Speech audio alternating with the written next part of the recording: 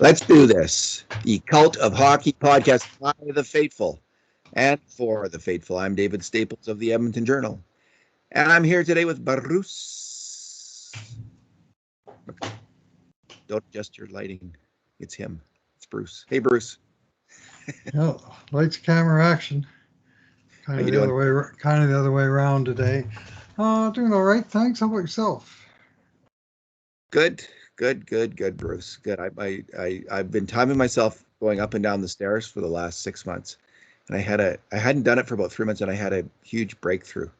Like I shaved 10 seconds off my time, and it was, I think, because of stretching, the miracle of stretching.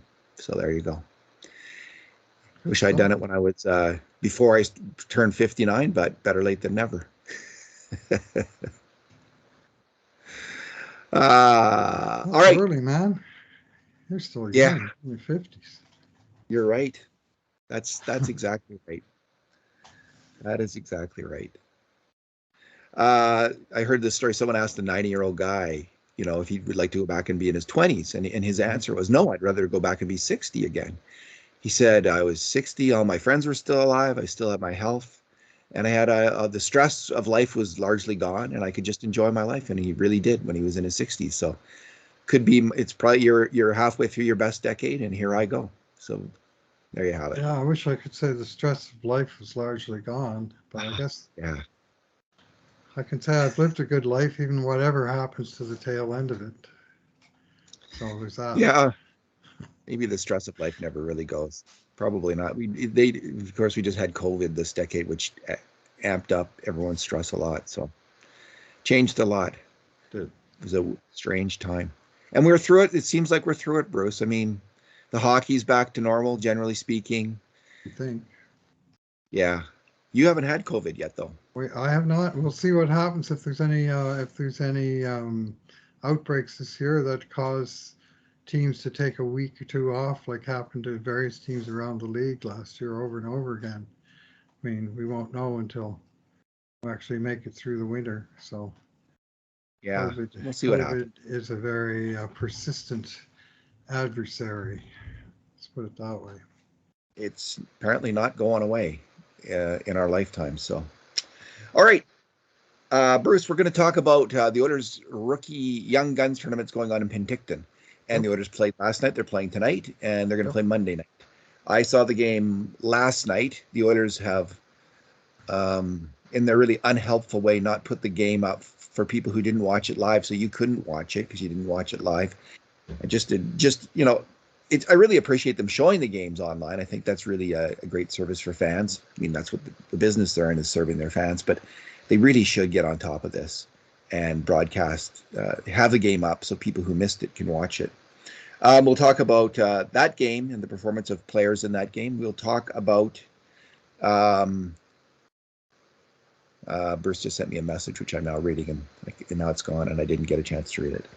We'll talk about the wrap-up of our prospect series. It was such a huge and alarming message right across my screen. I thought it was like, what is this? Is this like the government intervening here and telling me a message? We should mention we won't have game podcasts until the regular season. I agree, Bruce.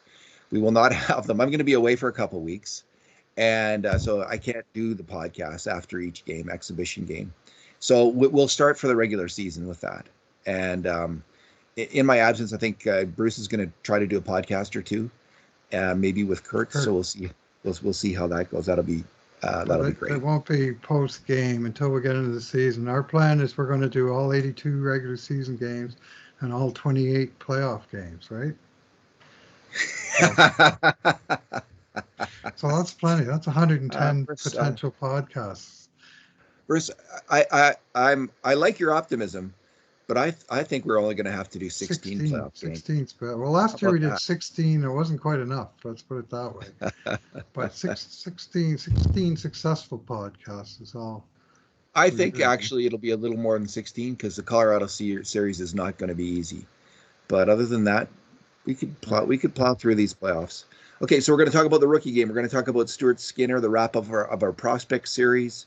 We're going to talk about the team demographics And the Oilers have a cohort of 30-something players just signed recently, all the lengthy contracts, and that had me worrying about what the future of this Oilers core as it gets, because they're all core 12 players, they're all key to the team. So I'm a little bit worried about that. So I dug into it and got an answer there. Talk about Evander Kane's settlement with the San Jose Sharks, and about the Oilers' latest PTO. I was gonna say Jacques Demers, but it's not Jacques Demers. What is its first name? Jason Demers. Jason Demers. Bruce, so you couldn't watch the game last night, eh? Yeah, all I saw later was the highlights. I had a social engagement, and I thought, well, when I've got 110 more games to do, when they start playing for real points, then I'll be breaking social engagements and doing those games. But I thought last night, I really did think the game would be on tape delay, and it wasn't. But I saw the highlights, and it's the first rookie game tonight. I'm working the second rookie game. I anticipate being fully up to speed by midnight tonight. Good stuff. Oh. Good stuff. So all I did see was the highlights. Saw some nice highlights. Man, that pass from Carter Savoy. Oh, He was on a line with Schaefer and Philip Engeras, and it was an okay line. Didn't get a ton done, but man, a couple times Carter Savoy flashed that skill. Now the Jets had a couple of really highly rated players in the game, Cole Perfetti and Chaz Lucius, and it was interesting. The Oilers' skill, at least to me, stood out every much. Perfetti's a very skilled player, a very good player. Sure. Oilers got some skilled players, Bruce, and Carter Savoy is one of them. Like, he's drafted 100th overall, but his level of skill, it's not appreciably different than 22nd overall Xavier Bourgault or even Cole Perfetti. I think Cole Perfetti's ahead of Carter Savoy. But it's not like this. It's this ocean between the two. Carter Savoy has unbelievable talent with the puck, and he can be aggressive without it in order to win it back. So he's come a long way, and he flashed that skill on an absolutely beautiful horizontal dart right across the ice that I think his name is Darian Kielb put in to the net, and a nice finish by Kielb, who was kind of like one of the walk-on players, like not in the organization, no contract or anything like that. He's in the organization. He's got an AHL contract. There you go. He's they got 3 players that got AHL contracts. Engeras is one of them. Kielb is one, and the third guy, he's also DK. He's got the same initials as Kielb, and I'll remember his name in a moment. Anyway. And he's a full-timer in AHL, and he will be there. The organization's starting to treat those guys like prospects now, and they've signed a few of them. They signed a few of them, yeah. Like, they put the money where their mouth is, signed them to AHL deals, and when they performed, put them on to NHL deals. I mean, case in point is guy who scored the winning goal last night, James Hamblin, who was signed to an AHL deal, and after it expired at the end of last year, a 2-year deal, they signed him to an extension on an entry-level contract, and now he's in the system. And a very interesting young player with that's everybody that I talk to seems to have a nice word or two to say. I really like this James Hamblin guy. I've been saying the same thing myself for months. I like the guy. I like the game that he's got. I like the attitude that he brings. He's a little guy, but he's a little guy that's all over the puck. Remember blonde-haired Bobby Russell from way back in the day? He reminds me of blonde-haired Bobby Russell, a little guy fast as hell, skittering around the ice with great enthusiasm. That line, Dylan Holloway, he had one really good shot set up by Bourgault, but what was really nice, Holloway had the puck on a string a few times, and was just cruising around with the puck. No one could get it off him. So fast, and has that puck carrying ability. He can obviously, he's got some size. He can forecheck. Um, Other good forwards, Noah Philp looked good puck protecting. He led a line with Matvei Petrov and Tyler Tullio, and you didn't really notice Petrov or Nice. Tullio so much, but that line was very effective. Probably had the top offensive zone time of any of the Oiler lines, I'm guessing. I don't think they had the most grade A shots. In fact, they didn't. The top line did of Hamblin, Bourgault, and Holloway. But that line was very effective. And Philip was, he's big, he's smart, he's very effective on the boards. He was very good on puck protection, and he got off a couple shots himself. On defense, Maximus Wanner, I'd never seen play before. 19-year-old, 6'3", 185 pounds. I think he plays in the Western Hockey League. I can't remember which team he's with. Anyway, Bruce, he was surprisingly effective. He was really smooth. His skating was much better. That kind of player who's a defensive defenseman taken way back in the draft, whatever it was, like in the 5th round or whatever that was.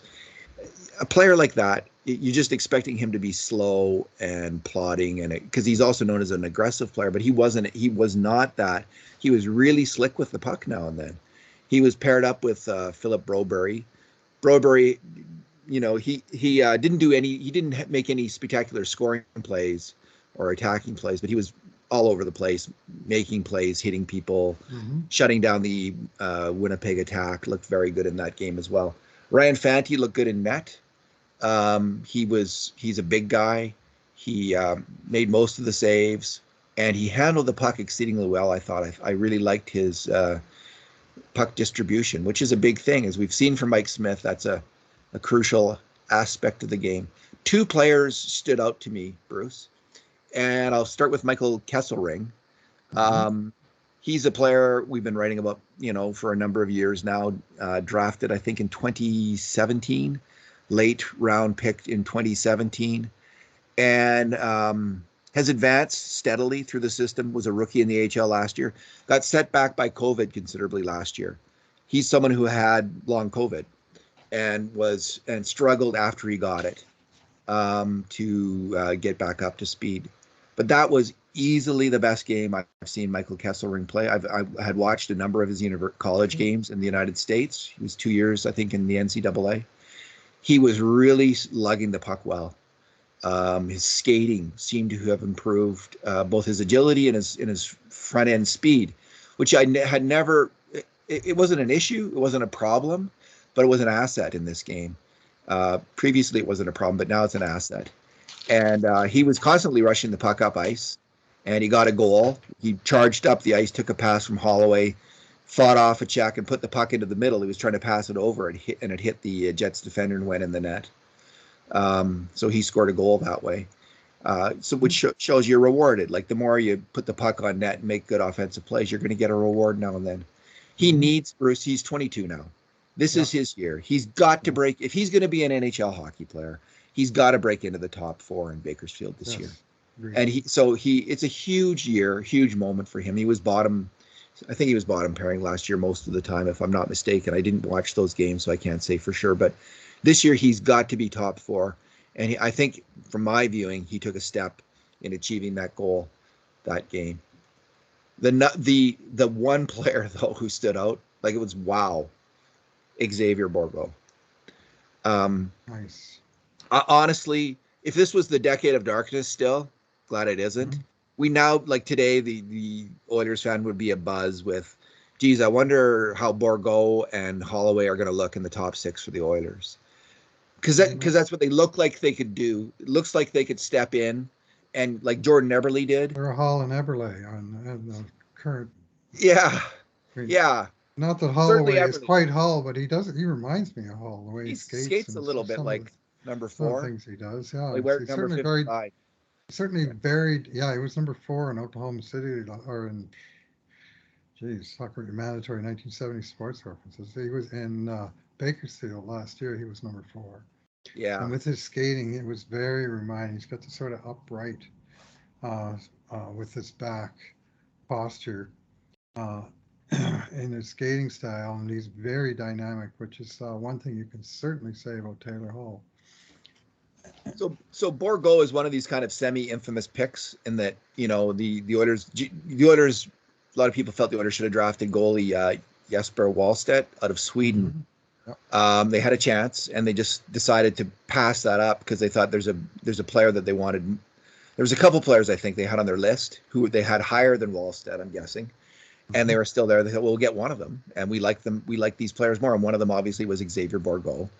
And so there's that hanging over his head. Some fans will bring that up until the cows come home.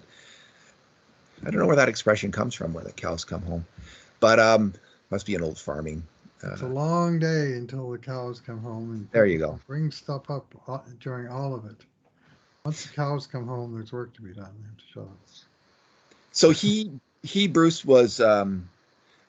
People can go on the internet, on Twitter, or on the Oilers website and see the highlight, like the goal, the winning goal. He hustled down the ice with excellent body position, fended off a Jets defender to get an icing dissolved. And the puck then Hamblin brought the puck over. Bourgault did what good players do. He went to the net, right to the net, and he headed off the Jets breakout. They were trying to break out, and their pass went off Bourgault. And I think it went to Holloway at that point. Holloway tried to set up Bourgault, and Bourgault was checked, but the puck hit him or the Jets defender and went right to Hamblin for the goal. He made a number every single time he touched the puck, Bruce, almost without fail. He made a really smart play. He's just exceptionally strong with the puck on his stick. And he really did remind me. I didn't write this in the post because, comparisons are always kind of over the top, but he did really remind me of Jordan Eberle in terms of the offensive game that he brought, like that cleverness with the puck, stick handling with the puck, smart plays with the puck. That's it. That's Xavier Bourgault's game. And it's hard for me to imagine that he won't be a top line player right away in the AHL. Like his skill was really impressive and heartening. I had seen him play in now and then, but you never know what he's going to do. This is the highest level of competition I would say that he's ever faced. This is even higher than the World Junior Tournament. Generally speaking, I think these are the best, Jets prospects. Missing a few of them, I guess, because they're still in U.S. college hockey. But very high level of competition. People fighting hard for NHL jobs now, and he really stood out as an exceptional hockey player. He played at least one, I'm thinking 2 exhibition games for the Oilers last year, and he scored a goal and assist in the first one at Calgary.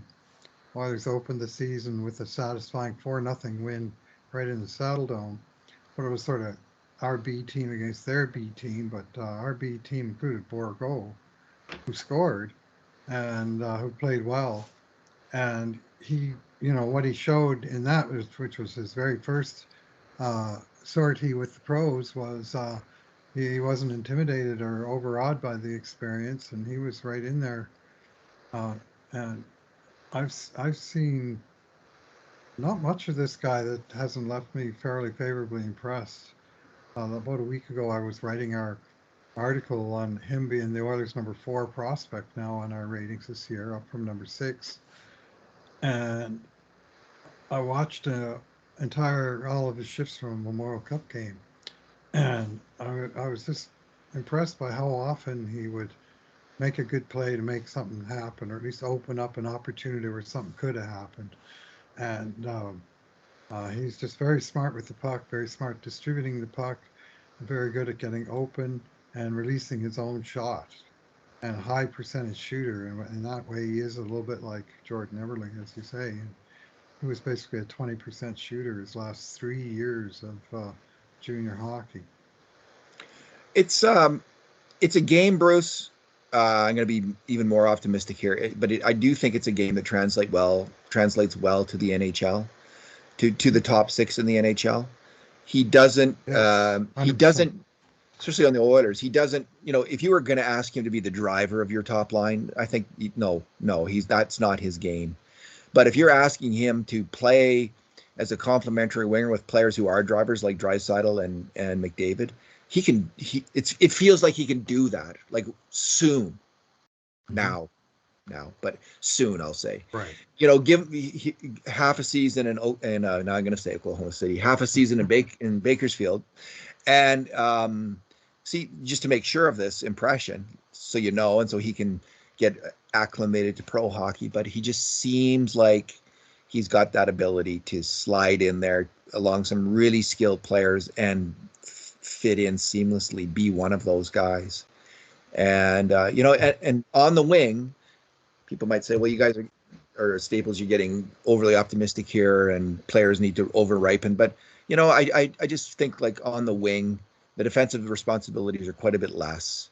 And if you're a smart, conscientious hockey player, you don't need to be a year in the AHL or 2 years in the AHL. Again and again and again, we see these really good young wingers spend half a season in the AHL, maybe a full season, but half a season or no season at all, and then go to the NHL and do well there. So if the guy doesn't get injured, just I give him one thumb up for sure. Yeah, he's got the NHL potential dripping off him, and he's he showed it again on that play on the winning goal, but that just looked like an extension of the same guy I was watching from the Moro Cup. That was just ever dangerous, and seemed to be all over the puck and made a lot of good decisions with it. So I agree, he's probably due to go down to Bakersfield, depending on how the Oilers resolve their salary cap situation. And it may be that he's seen as a long-term or even intermediate-term solution on right wing, because yes, Puljujärvi is non-zero chance he gets moved, and there's also a non-zero chance that when his contract expires at the end of this season that he might get moved then. And it's better to have someone in waiting, ready to roll. And Xavier Bourgault is he's kind of in the catbird seat for that role. Yeah, my preliminary Oilers depth chart, I have him 7th. I have Puljujärvi, Yamamoto, Ryan, Shore, Raphael Lavoie, Seth, Griffith, and then Bourgault, and then Tullio. It's going to be it's interesting. Raphael Lavoie, who has shown some real potential as well. Great big guy, really hard shot, and can be and is a nasty player when he wants to be. Now he's coming off a fairly major injury. I understand that's why he's not in this tournament. So and then Griffith is a highly skilled player. Like he's an incredibly skilled hockey player. But I think he's 28 or 29 now, and he's not considered an NHL prospect. So Bourgault, I think, probably would start out. He should start out. They should be using him. Griffith. Well, he might. I would have him on the power play ahead of Griffith. I think you want him. Wow. You want him there. And it's interesting. Like players, I think actually in some ways Holloway's game where he dominates the puck so much, carries the puck. It's harder to translate to the NHL than Bourgault's, where it's more of a give and go aspect to the game. It's just harder to do that, carry the puck and make plays. I'm not saying Holloway doesn't do the give and go. He does, but not as well as Xavier Bourgault. It's just that much easier to translate to that style of highest level hockey, I think, if you're that give and go kind of hockey player.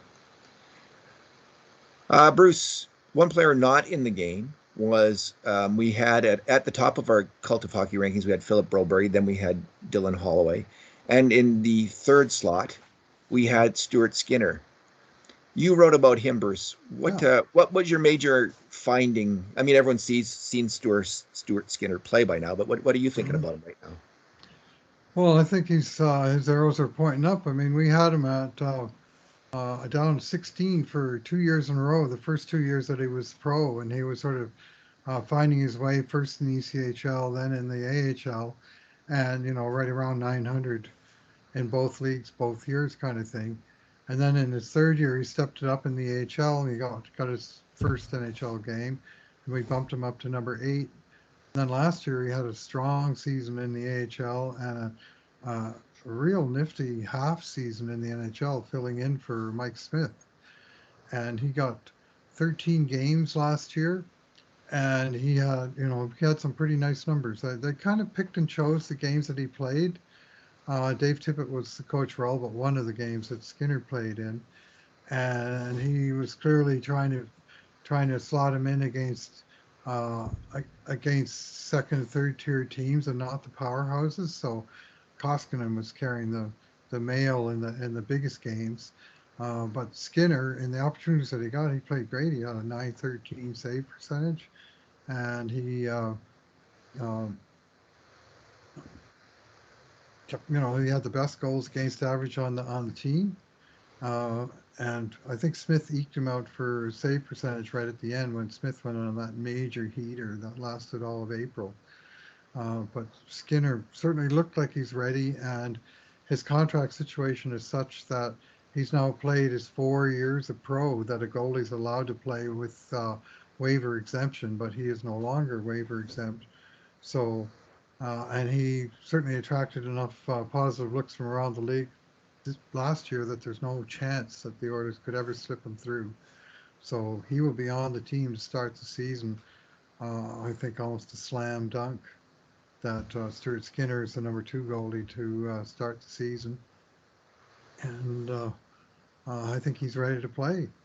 Probably 25 games this year, maybe 30. We'll see how things go, and if heaven forbid, there's an injury and he has to play a bunch of games in a row, then uh, uh, that'll be a severe test, and we'll know more. But for now, I think he's a pretty decent bet to be the number two. You compared him to the last NHL goalie the Oilers have developed, Devin Dubnyk. What Hmm. did you find there, Bruce? Oh, lots in common, really.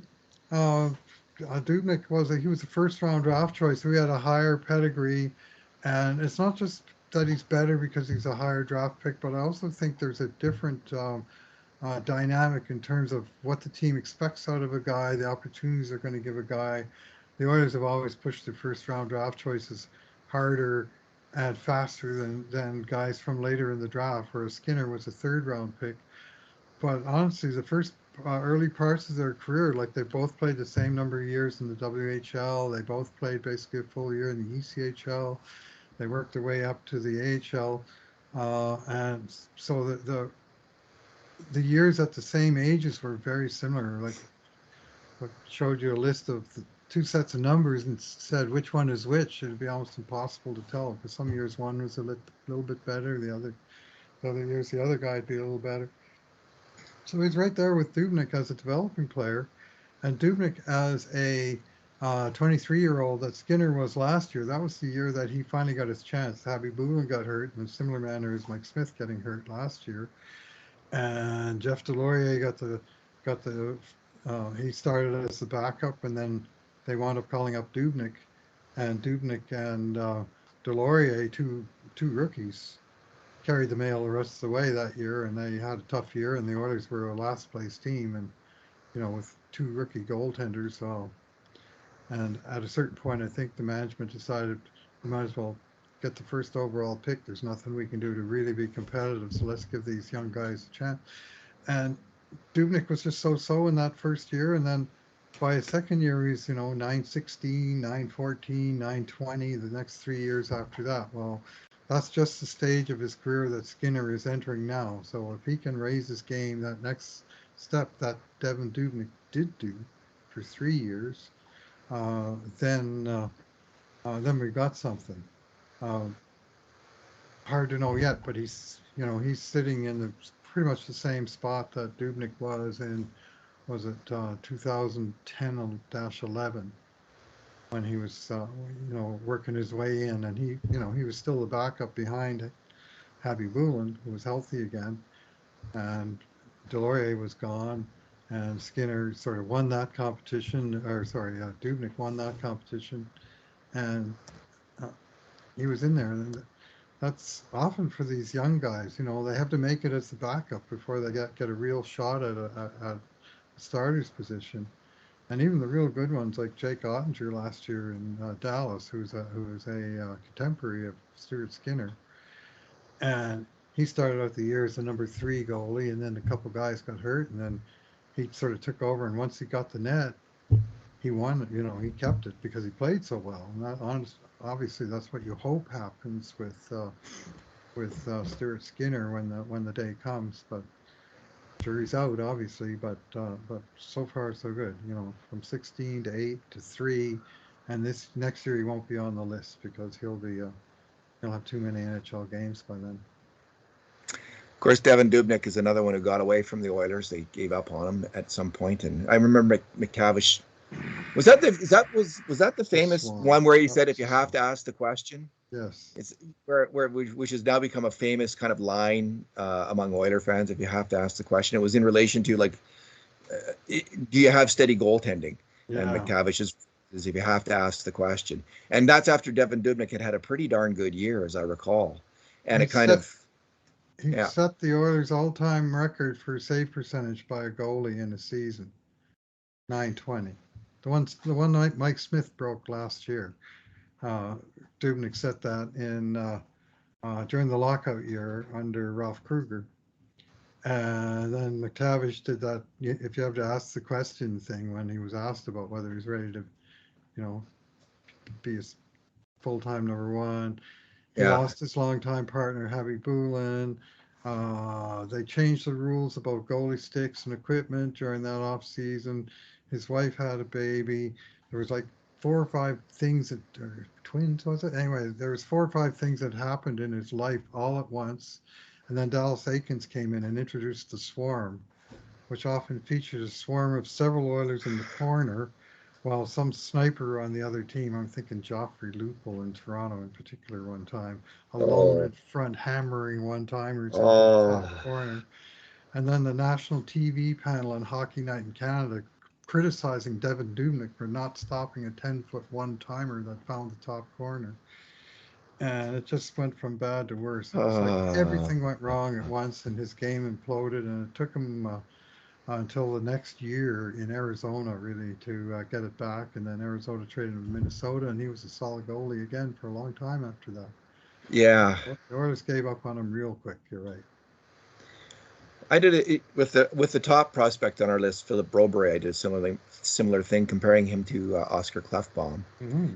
And it was they were close every season. Although I have to say, if you look closely enough, it looks like Philip Broberg almost every season after the draft year was slightly ahead of Oscar Klefbom, in large part because Klefbom kept getting hurt, and it just really hit me, Bruce, in writing that article. Like, Oscar Klefbom's career ended at age 26.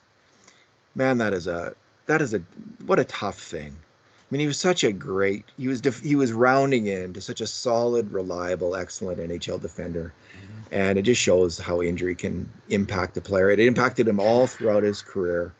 Various injuries, mainly to his shoulder. And they're very similar players. Big, strapping, like Greek god kind of physiques. Swedish defensemen, can skate, move the puck, not particularly physical, but solid enough defensively. So Philip Broberg, every step of the way, he's a smidgen ahead right now of Klefbom.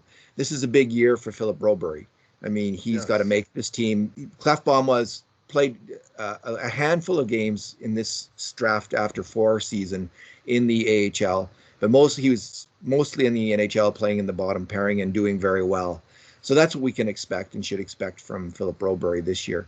And 2 years after that, draft after 6 year, Klefbom is developing into a number 1 D-man on his team. So the trajectory can be fast for these players who are drafted in the first round, have a lot of talent, have a lot of physical skill, complete backing of the organization. So everything so far, Philip Broberg came to camp saying he put on 12 pounds of muscle, and he's a bigger guy. He played a little more physical, possibly, than I had noticed before in last night's game. He seemed to be taking the body a bit more. But he's aware of that. What he says, he just wants to be tougher in front of the net, sealing off players, and in the corner, being able to seal off players and keep them from, manhandling you, because that'll happen now and then. He didn't seem to have lost any of his incredible.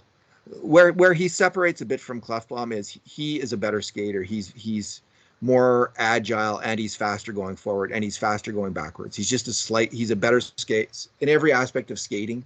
he's slightly better than Clefbaum, and maybe going forward with the puck, he's a lot better. So, yeah, an exciting prospect. I'm really looking forward to seeing what happens with him in the NHL this year. Yeah, well, with 12 more pounds, he's probably turned that six-pack that he had for abs. It's probably a 2-4 now. Uh, Yeah, he's got, I mean, he does remind a Klefbom in a lot of yeah, ways. yeah. In terms of Both just those just guys. the as you say, the Adonis style, Yeah, uh, body by Adonis, and possibly handsome, you know, the whole 9 yards. He did play more power play than Klefbom did in his second year, and that's a big chunk of yeah, the points difference. But also a big part of the difference between their very similar development curves is that in his second year after draft, Klefbom played 11 games in the SHL and then wrecked his shoulder and was out for the rest of that season. Whereas Broberg had a couple of minor injuries in that season, but mostly he played that season. And with Klefbom, I mean, who knows which shoulder injury was the one that started the chronic problem, but it could even have been that one that finished his 19-20-year-old season in Sweden.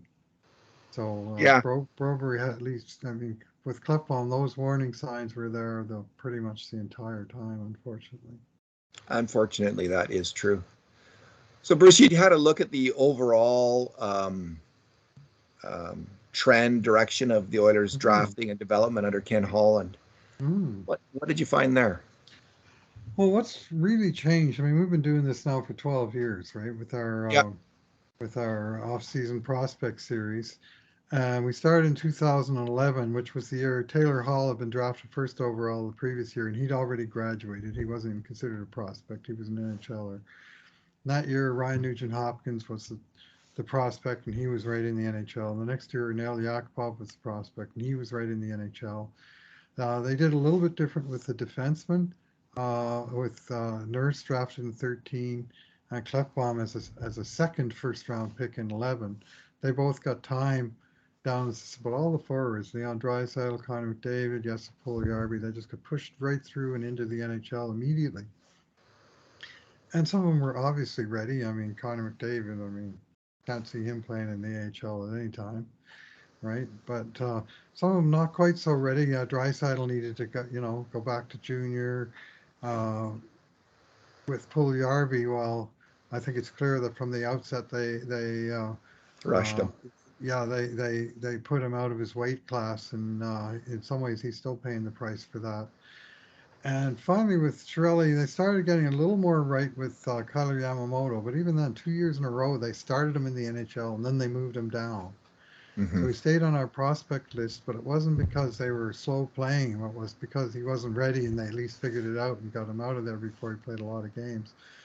Well, suddenly, and from 2011 to 18, we had 8 different players as the number one prospect. And 6 or 7 of those guys were only on the list for 1 year and gone. Yeah. And then Holland came in, and the first thing he did was slow play um, the last prospect chosen by Chiarelli, which was Evan Bouchard. Hmm. And Bouchard, who also started right away, 7 NHL games, right out of camp as his first draft plus one season before he got sent down. The second year, he never played a minute in the NHL. He was down in Bakersfield under under Keith Gretzky, I guess, but Holland, he dealt with the defense in other ways, that we weren't relying on some 19 or 20-year-old kid that had to be in the lineup for things to work. And he wound up being not only the first guy to be number one on our list twice, but then a third time and then a fourth time. When he was just under the threshold of 25 games played, mind you, but he was still our number one prospect. And then last year, he graduated cum laude with a 43-point season, I think it was, as a full-time NHLer. And, he was ready and he was given that shot. Well, since um, Holland arrived, he's drafted Philip Broberg in the first round. He drafted Dylan Holloway in the first round. He drafted Xavier Bourgault in the first round. He drafted Reed Schaefer in the first round. All 4 of those guys are still prospects. None of them has played 25 NHL games yet. And that's 4 of our top 5. So instead of having this list of hot shots with one guy sort of standing out at the end of the list, we've got a full breadth of guys with first round pedigree who are in the prospect system. We're all playing this weekend in this tournament. 4 first round picks, and for a team that had a long history of immediately pushing first round picks into the NHL, it is like a sea change in terms of how they operate. And it was what Ken Holland was known for, and you can agree with it or disagree with it. But what I think you can't disagree with it is that that's what he's doing, and he's actually doing what he said he was going to do, and giving these guys uh, a rope and latitude to develop their games. You know, get some NHL experience. I mean, Broberg got 23 games last year. He's just barely on the list still, but in some sort of orderly manner. And Holland seems to keep signing and getting depth players so that these guys just aren't gifted a spot on the roster. They got to beat somebody out to win a job on the NHL team. And he tends to give the veteran the first shot at it. And sometimes you can say, well, it would have been better off if he hadn't signed that guy and he just given young fellow just a straight job. But there are times you can say the young fellow that came up partway through the year, Kyler Yamamoto did one year, um, were more ready um, to seize that opportunity when it came, maybe a little more hungry too, in a sense. And so my takeaway is that the management style of how the Oilers are developing players that we thought would change under Ken Holland has in fact changed under Ken Holland. Now we see how well it's going to work. Is it fair to say that in his last years in Detroit, though, that Holland kind of moved away from that slow cooking? Like he brought in some of these players like Larkin, Larkin was the Rasmussen, exception. a little faster than. Larkin was the exception. As I recall, Larkin was a 19-year-old in his draft plus 2 season, and he went straight to the NHL. Okay. And he was just so good. And you could say, as a criticism of Ken Holland, well, he's had 4 first round draft choices. We're still waiting for one to come in and outperform and hit it out of the park and arrive early. That hasn't happened yet. But at the same time, you can look at those 4 guys and you can't say, well, that guy is a bust. There's no chance he's going to make it. Like, You honestly, those guys can't. are all in our top 5 on merit based on what we know about them at this moment. I like the look of them. I mean, they look like Hmm. hockey players to me. Now, I was just thinking about this. How'd Reed Schaefer look to you? He didn't stand out. You know, Hmm. I would say his he's got to work on his skating. Is what I would Hmm. honestly say. Hmm. He's a big guy. Um, he's got to work on his. He's got to get a little faster to get to make more of an impact Right. going forward. But it was just a first impression, you know. And I was thinking of first impressions, Bruce, like of skill, like my positive first impressions. Let's say of Bourgault and Holloway, although I've seen Holloway play in a lot of games. But, you know, I remember, you know, when Magnus Paajarvi came, we would see him play in the World. I think he, as a 19-year-old, he was like the most valuable forward in the World Championships against men. Like Yeah. sometimes, Yes. and he crushed it in one exhibition season with the Oilers, the Hope Yes. season. Like he got a 3-goal game, and I'm just trying to think. Like I was very excited about Magnus Paajarvi at that time, and thinking the Oilers might have quite a player here. In the end, he was fast enough, Magnus Paajarvi. But what we probably never really saw was incredible dexterity with the puck, like in terms of making slick moves with the puck Hmm. and slick passes with the puck. Hmm. He was good going straight ahead, charging Hmm. in there and getting a goal. And sometimes that, you know, sometimes that player can become Glenn Anderson, right? Right. You know, but um, so it's easy to be. I guess my point is, it's easy to be wrong. Yeah. On It's easy for the scouts to be wrong. It's certainly easy for us, just who see drop in on these players now and Right. then, to be wrong. And that's my overall take on all of these players. Is like we don't know, nobody knows, and we'll find out. There's indicators all the way along, and there's positive indicators on all 3. Like I would say, like I'm going to leave Schaefer out of it for a second, but the 3 other guys, like Yeah. I'm thrilled with those picks still. I Yeah. think they're good picks, but we'll see. You just never know. Yeah. Well, Schaefer's the youngest guy on the team in this tournament, and he's the only guy in this draft plus 1 year, near as I can tell, that's on this Yeah. on this roster that's going to play tonight, or that played last night. Uh, and they had the one first round pick, and then they had a couple picks late in the draft. Like, they didn't have a lot of draft depth this year, but it, it's pretty typical for these guys to sort of get their first game at this level and be exposed a little bit. Like, it's very hard not to be, unless you're a real, like, super duper hot shot like Yeah. McDavid, sure. But if you're, I mean, 32nd overall draft choice, and he's playing against, even Xavier Bourgault is a year older than him, right? And he And was the 32nd overall. Like mhm, Holloway was taken yeah, what, 14th, yep, and Philip Broberg was taken 8th. Like, there's a yep, significant difference in draft pedigree and development of the player at that age between the 8th yep, overall pick for and sure. and then of course Broberg's 4 years advanced on Schaefer in terms of his development. So yeah, it's a tough. That's why I don't know. My take is he looked just a little bit, needs to catch up a bit in the game, but we'll see. Maybe he'll come out tonight and knock everybody's socks off. It's a distinct possibility. I was going to suggest you keep an eye on him because, I am going uh, to very much do yeah, that. So, I mean, that's part of the cost of doing business for the team getting better, right? I mean, the Oilers in Holland's year, they went from 8th to 14th to 20th and to 29th with their draft position. The last 2 years, they traded down a couple of spots, even to 22 and 32. So each year, they're picking deeper out of the pool, and not only so each guy has a little lesser draft pedigree, and he's younger, so he should be behind. And sure enough, if you look at our list, Roberts listed first, then Holloway, then Skinner sneaks in there, then Bourgault, then Schaefer. So in chronological order that they were drafted, they spread out. And it's just logical that it should be that way. And I find nothing alarming if Reed Schaefer is not quite ready yet as 18 years old.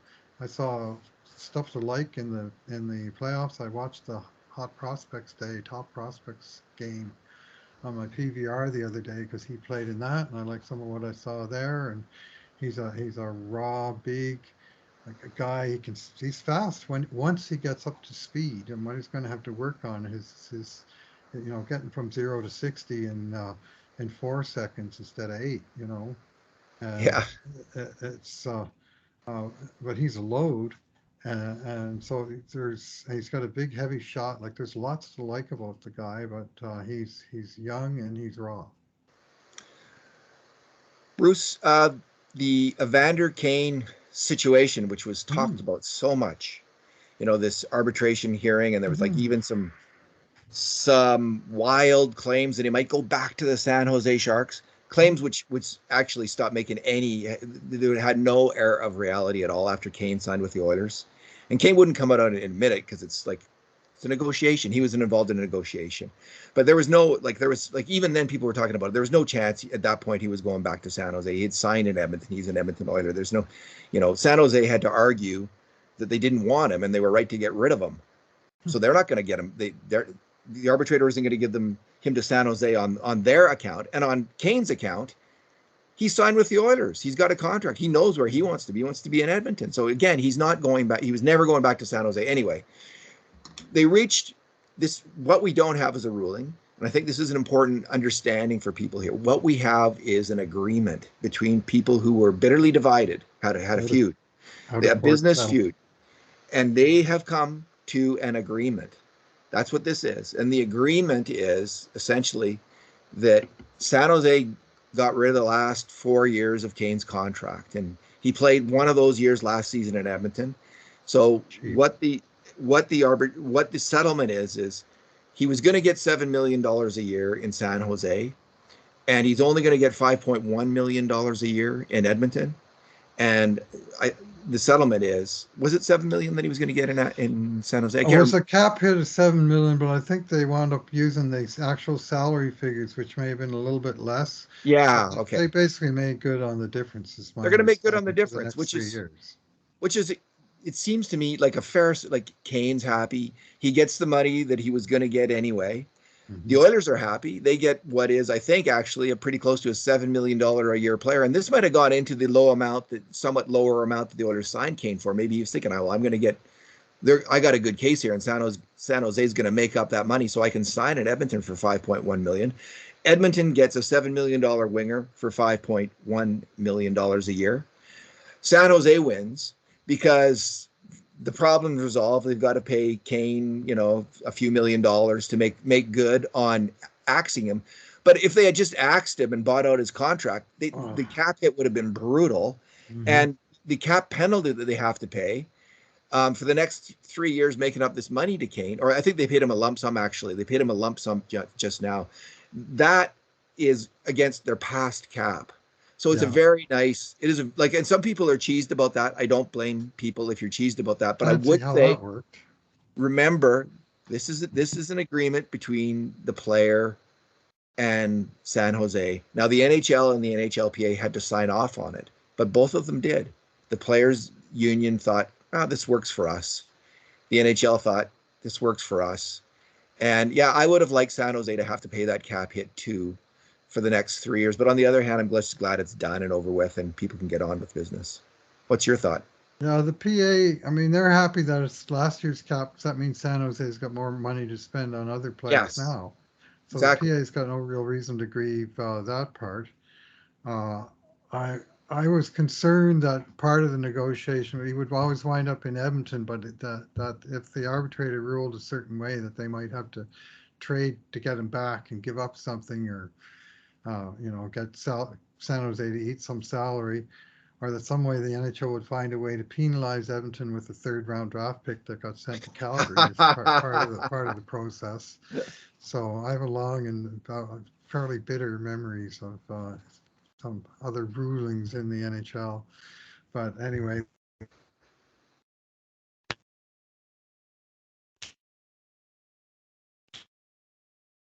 You're just you check your sound, Bruce. It's probably working, but I can't hear you. I still can't hear you. Huh. I can hear you now. Get close to the mic. Make sure you're close to the mic. Yeah, I might have got him a little cheaper because of he knew he had a strong case, as you say, that San Jose was going to have to make good, so he didn't have to push too hard on dollars, and maybe got an extra year because he went for a lower term, so it works out for him as well. That could have been the case, right? We don't know that, but I suspect Kane knew that he had a good case against San Jose. I do remember on the day he signed, he was interviewed on the Jason Gregor show on TSN 1260, and he and Gregor sort of challenged him on this and says, well, there's sort of 3 ways that this case could go, and at least one of them, if you win and your contracts get reinstated. And Kane just sort of said, well, there's more than. He said, I can't really go into any kind of detail, but there's other ways that this can be resolved without meaning the contract gets reinstated, or words to that effect, that actually left me feeling fairly secure that the whole rug wasn't going to get pulled out from under the Edmonton Oilers, as was a concern for a while. Once he had a new contract with the Oilers, what he's asking for then, he's not asking for that old contract. He's asking for, I'm staying in Edmonton and you make good, you make me whole on the old contract. So his bargaining position changes the day he signs at Edmonton. And he didn't make that clear because it's a bargaining position. It's not, it's a negotiation. He's not going to talk about that in public at that time, but that's how that would work. Bruce, the Oilers signed a veteran D-man who played in San Jose from 2010 to 15, Jason Demers. He's now 34. He was actually close to coming to Edmonton in the summer of 2016 when the Oilers signed Milan Lucic. And Demers made a trip here as well to Edmonton. And there was real talk that the Oilers were going to sign him. People were very bullish on the right shot D-man at that time. He played last year in the KHL. He only played 9 games. He played 5 games for the Canadian Olympic team.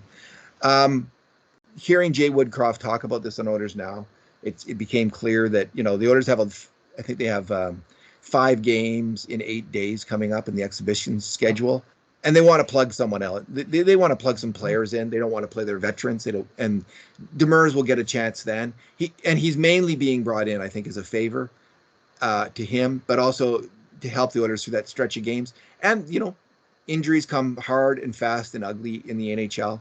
If worse comes to worst, if players start dropping, they could sign him, and he could be an Edmonton Oiler this year.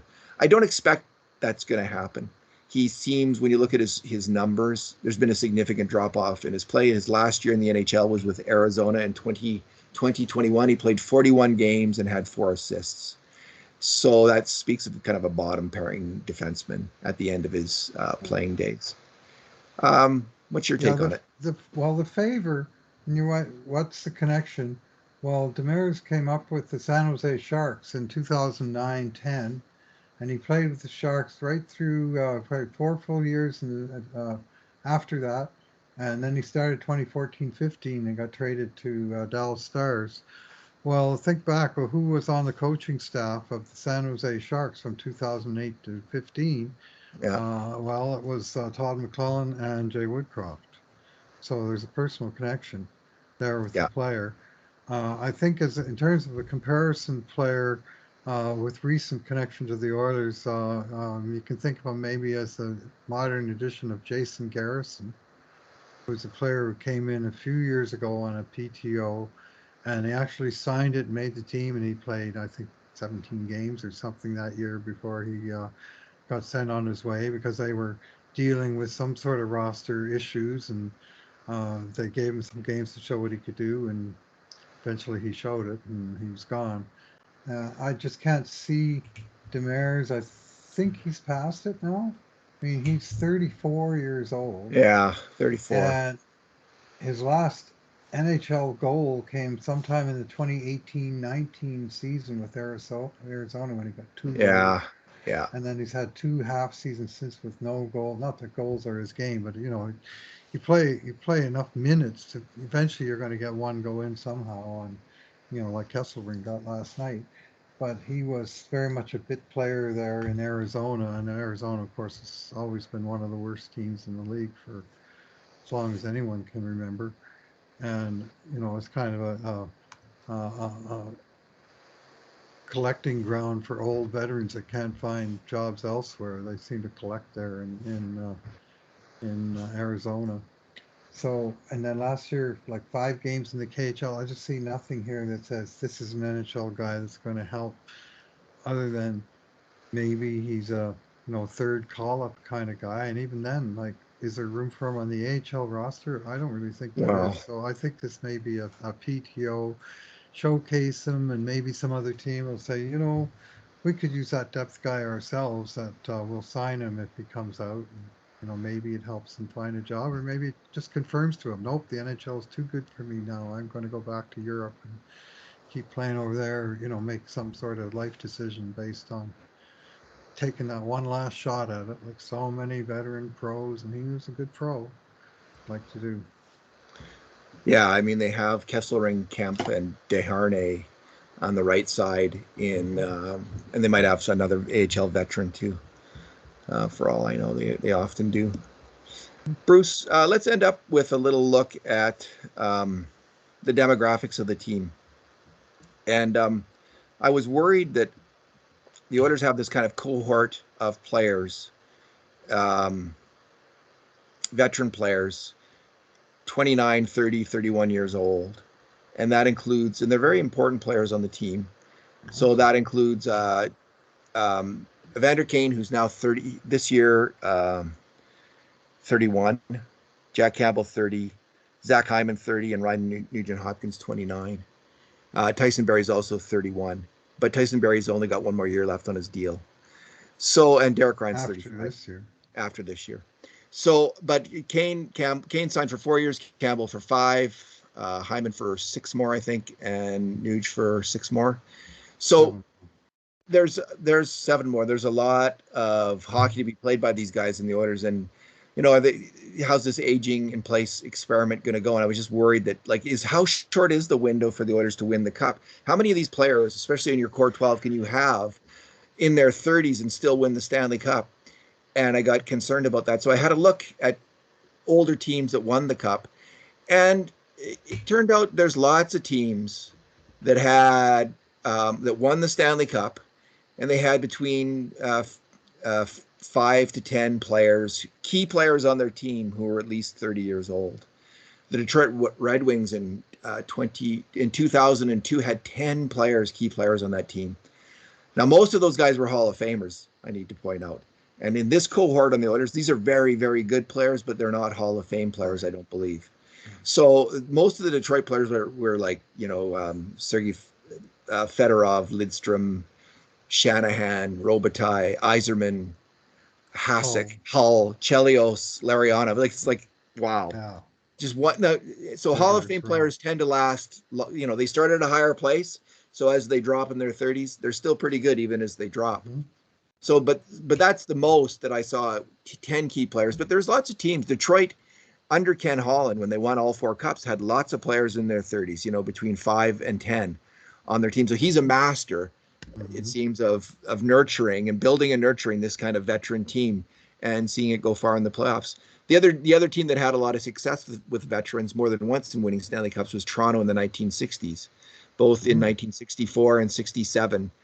They had 6 players who were key players on their teams who were in their 30s. The Hurricanes, who beat the Oilers in 2006, had 9 key players, Bruce, on that Hurricanes team were in their 30s. I didn't realize that at the time. And Ray Whitney, eh? Yeah, some ex-Oilers on that squad. So the Oilers are good. As you look forward, the Oilers are going to have 5 or 6 players in their 30s as key players on the team. But that doesn't mean your windows, if they're really good hockey players, these are all really good hockey players. If these are solid players, you can win some Stanley Cups. And who knows, maybe some of them will be Hall of Famers, Bruce, if they can win 2 or 3 cups in this period of time with the Oilers in this window.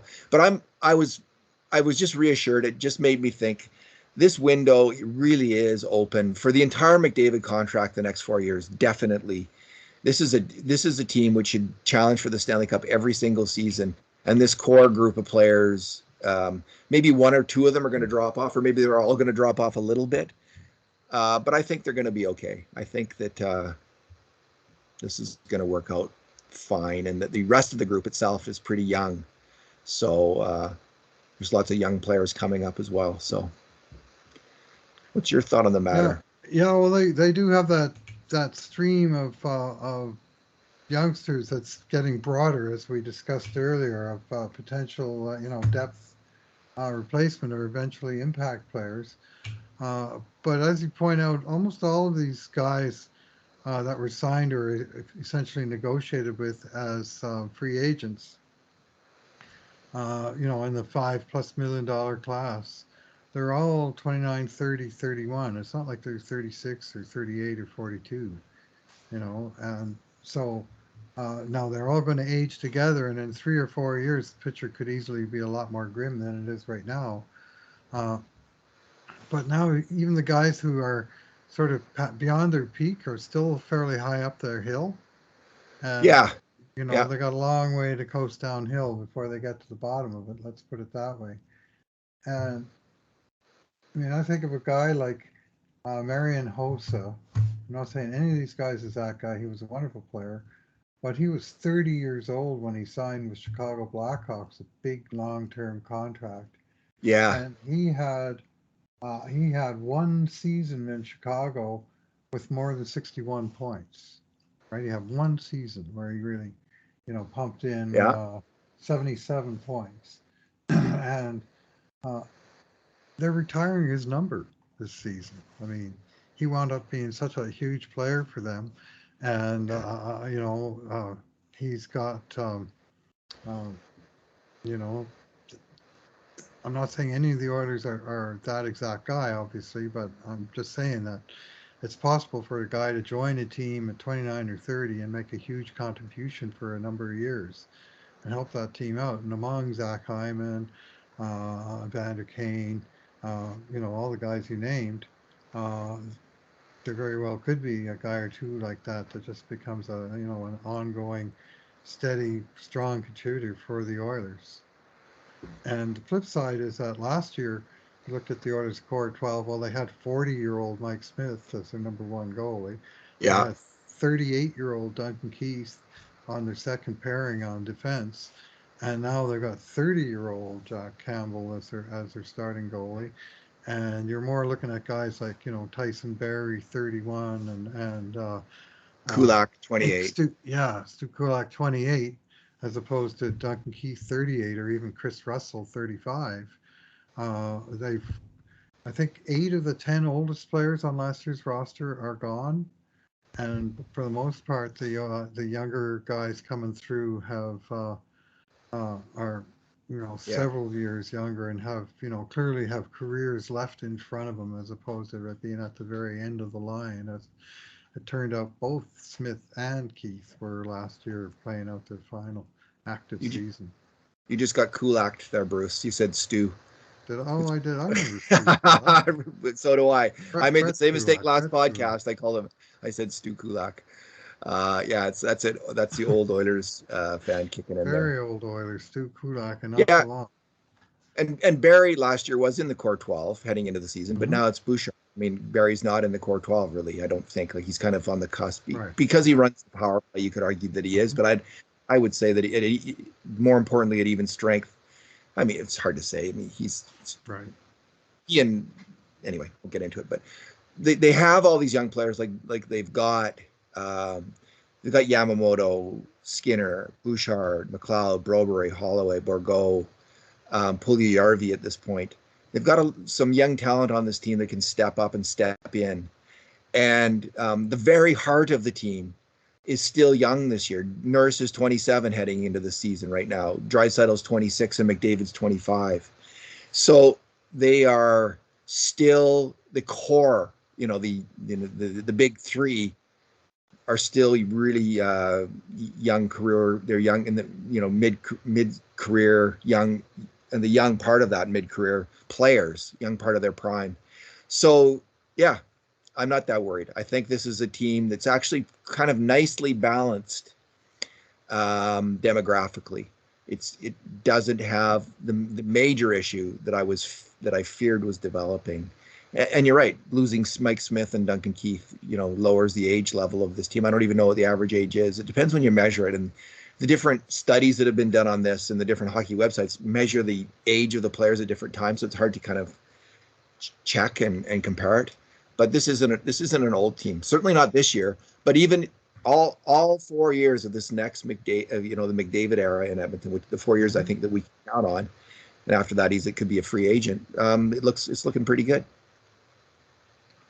Yeah. Well, by the fourth year, when these guys that are 30 or 31 now are 33 or 34, the team is backsliding by then McDavid might have second thoughts because some of them are locked up for quite a few years beyond that. But one thing's for sure, McDavid knows who his teammates are going to be, who his major teammates are going to be for the remaining years of his contract. He knows that already. Well, the good one piece of good news, if it's Kane who's fallen off, Kane's contract is just four Right. years. So McDavid will be looking at a new line mate coming in and taking that money that Kane's getting paid. CC, he's got 3 years left on his deal. He'll be 30 at the end of it, and so there are players who are going to come off the books. Kulak's going to come off the books. Um, there'll be money coming open for the Oilers to also recruit players and bring in new players. And Tyson Barrie's $4.5 million comes off the books in 2 years, so there's going to be some cap space coming open. Yeah, my concern is that there needs to be enough cap space to pay their own internal players, the ones that do make it. Good point. That they Yeah. they don't have, for instance, a Jesse Puljujärvi who explodes in 22, 23, and now they can't afford him because they're already committed to all these other contracts. And of course, we talked about many of the guys that are on this train already. And Evan Bouchard, his contract's coming up next year, and how much money is left for him because they already paid, for instance, Darnell Nurse on the defense score. Yeah, and Philip Or Broberg, whose yeah, contract comes up in, I think it's 2 more years, 2 years. right? Yeah, Like yeah, he's one if year these guys behind. both develop into top 4D men, Bouchard Hmm. already is one, and Broberg develops into that. What happens? Then they have to find the money. Bourgault, if he becomes a top line winger or a second line winger. Yeah, At it's least gonna be a spectacle. Broberg's got Barry will be coming due at the time that Broberg's ELC expires. So you like to have some sort of thing where you can look at and say, well, that contract's going to be gone, so they can pay that guy. I'm not quite sure how they're going to handle Bouchard in a year from now. Well, some of the money But comes off the books of the buyout money for a yeah, couple some of it. players, Fine. comes off the books. Like maybe I think they stopped paying Lucic and 750,000 Sekera. Sekera, Yeah. and they still have the Neil burden, the James Neil burden though, for a couple more years. Good morning. All right, Bruce. Final thoughts? Anything? I guess we won't talk for a couple weeks, but Mm-hmm. here we go. Here we go. Yeah, yeah. We're just at the very beginning part of the marathon, and the a real team doesn't even take to camp until next week. And I think the long, slow build begins, and the preseason that you're going to miss largely is uh,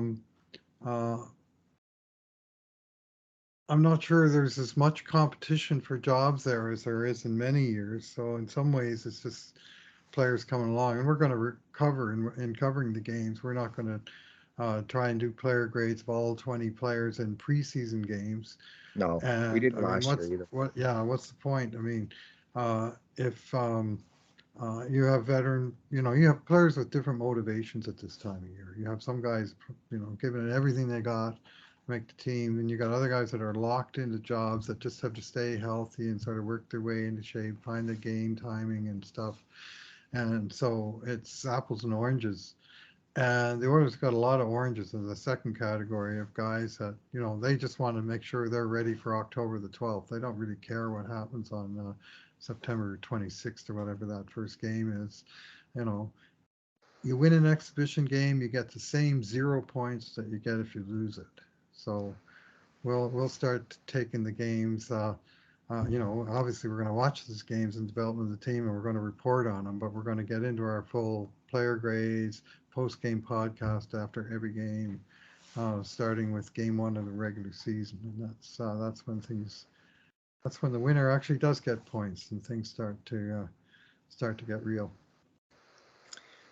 Alrighty, and I just want to say we had the happy moment this week. Kurt Levins, our Cult of Hockey colleague, who works out on the coast, was in town, so we got to go out for a coffee with Kurt. It was great to see you, Kurt. Great to see Kurt. And we should have taken a picture, Bruce. Mm-hmm. That would have been good because we don't have a picture of all three of us, I think. So next time Kurt's in town, we'll do that. Yeah, you two guys looking lean and fit, I gotta say. I'm thinking, geez, I got work to do. Mind you, I'm a little older than you guys, but so. You got Anyway, it. yeah. You've been out walking. You've been out walking every day Every single day for yeah. almost going on 3 years now. It's November, so you gotta just add in a little stretching and push-ups, Bruce. That's it. There you go. Alrighty, and you can join a hockey team. All right, thanks, Bruce. Thanks for talking. All right, thanks for listening, everyone. And in the meantime, and in between times, this has been another edition of the Cult of Hockey podcast.